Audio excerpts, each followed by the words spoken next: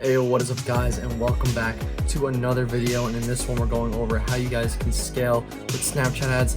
Not a lot of people go over this, and I'm going to try to go over the specifics on how you can scale from basic testing that I covered in the last video and go from there and actually scale your dropshipping store or e-commerce business with Snapchat ads. When you first start advertising on Snapchat ads, you're only going to be given the option to use the swipe up conversion event. But as you start to make add to carts, as you start to make initiate checkouts, you can make 50 of them in a week.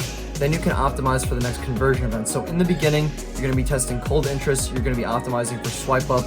But if your video creative's good enough, if your photo creative is good enough, you can start to make sales. And so that's what I stress to all my students. You really need to make sure that you're going into this with the right preparation. Once you've made 50 conversions, once you've made 50 add to carts, page views, initiate checkouts, purchases, this is really when we can get started, and that's when we can start to optimize and use Snapchat to leverage our business. So Snapchat ads is a really powerful tool. As you start to build more and more data, it's going to be easier for them to identify your target audience. And if you're testing the right video and photo creatives, it's going to make it easier for you to get sales on your store. So the first thing we want to do is set up a purchase bid strategy after you get 50 sales and in 7 days. So you guys need to get 50 sales in actually order to scale past what I'm talking about here. So make sure you get through the basic testing video that I talked about last time. Make sure you guys go check out that video. And basically what you're going to do is select the purchase conversion event so that it optimizes for purchase. Now, once you get things going, you can set up a new campaign. Okay, you want to do website conversions, and you want to set it for auto bid, and you want to target the interest that was performing really well for you, and you want to launch a couple different ads. You want to launch 2 different ads, so one video and another video that you could test possibly next. So like I would see which video did the best, right? Choose that video and then also test a new video so that you're getting some kind of diversification,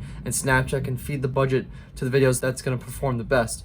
That's what I would do. Then what I also like to do is in the campaign, I have one auto bid ad set, another ad set where I bid 85, and then I have another ad set where I bid 95. And I try to mess around with the bid and see what it performs best at, but that's the usual number that I like to do. After a few days, if it stops being profitable, increase the bid by $5, okay? And after a few days, change the creatives up and start again with auto bid. Okay, and this is going to train your account to pretty much find the dominant creative and keep moving past that. I would also just create 3 different event lookalikes, okay, and test 85, 95 bid, and also test auto bid. Make 3 different lookalikes, and what you're going to do is make similarity, balance, and reach. Those are the 3 options that Snapchat gives us. So we're going to make that for page view. We're also going to make that for initiate checkout. We're going to make it for add to cart, and we're also going to make it for purchase. So once you've done that, we can create a lookalike audience with the campaign, and then we can actually target our winning lookalike audiences and start to scale those as we start to get sales. So over a 72-hour period, if your ad set starts to get you sales and you have a profitable ROAS,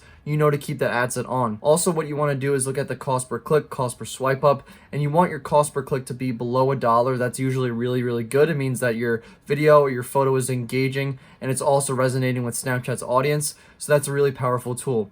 Pretty much after that, we're going to set up some basic retargeting, okay? And we need to get 1,000 events in 30 days in order to actually retarget. So you need to get 1,000 page views, add to carts, initiate checkouts, those kinds of things. Until you get enough data, Snapchat's not going to allow you to make audiences. So you really need to make sure that you're testing with cold interest and you're getting as many sales as you possibly can, so you can just keep building that data over and over again. Also with retargeting, I recommend launching a photo ad, video ad, try different things out. And with the photo or video ad, you can also offer a coupon code, and that's really going to help you get all that warm traffic back to your store and possibly purchase. And this is what I do with Facebook ads, Google ads. It's a really powerful strategy. So definitely implement that if you guys haven't done that already. I'm also going to put up a couple different notes that you guys can go through and access right down below. So if you guys want to, go to the Google Docs page, and I list everything that you guys need to do A to Z with retargeting, with lookalike audiences, with custom audiences, so you really understand what to do step by step. Now, once you start to build more and more data, it's going to get easier for you to actually find winning ad sets and winning audiences. So I recommend just keep testing more and more ad sets, and don't spend too much on testing. Like you want to spend $50, $100, see what happens, then lay low for a little bit, and then increase the budgets of the ad sets that are performing well. Use that money to test new audiences and just kind of rinse and repeat that process. Also with your retargeting ad sets, those are probably going to be the best performing ad sets because it's retargeting people who interacted with the store already. It's retargeting people who, interacted, click the add to cart button, click the initiate checkout button, or they purchase. So it's going to be easier and easier as time goes on to build that data and to be profitable. In the beginning, you're going to have to blow a couple $100 to actually see if there's potential for the product and to see if you can start building some ad sets that will be getting you sales on a consistent basis, and then increasing the budgets of those ad sets. So that's the biggest strategy, guys.